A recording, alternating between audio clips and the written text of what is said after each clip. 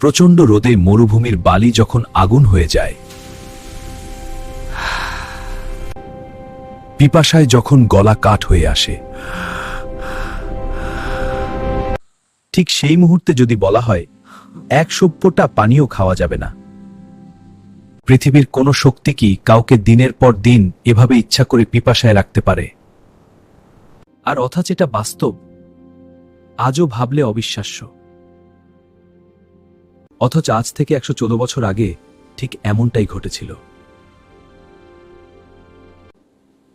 মদিনার আকাশে যখন নতুন চাঁদ উঠল,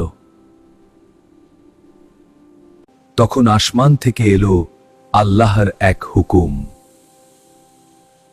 আর অবাক করার বিষয় হলো, আরবের মানুষেরা কোনো কথা না বলেই হাসি মুখে মেনে নিল ক্ষুধা আর পিপাসার এই দীর্ঘ সাধন। কিন্তু কেন দয়াময় আল্লাহ কেন হঠাৎ তার প্রিয় বান্দাদের এভাবে না খেয়ে থাকার হুকুম দিলেন? 1400 বছর আগে রমজানের মাসে মদিনায় নাজিল হলো আল্লাহর এক অমূল্য হুকুম, কুরআন। এই মাসে আল্লাহ বান্দাদের জন্য রাখলেন ক্ষুধা ও পিপাসা, আধ্যাত্মিক ধৈর্যের পরীক্ষা। 1400 বছর আগে রমজানের মাসে মদিনায় নাজিল হলো আল্লাহর এক অমূল্য হুকুম, কুরআন।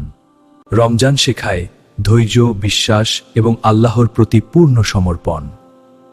এ মাসে কোরআন নাজিল হলো, আর বান্দারা খুঁজে পেল সত্যিকারের আল্লাহর রহমত। ফজরের আগ পর্যন্ত এক ফোঁটা পানিও নেই, কিন্তু তারা আল্লাহর হুকুম মেনে শান্তি ও আনন্দ খুঁজল।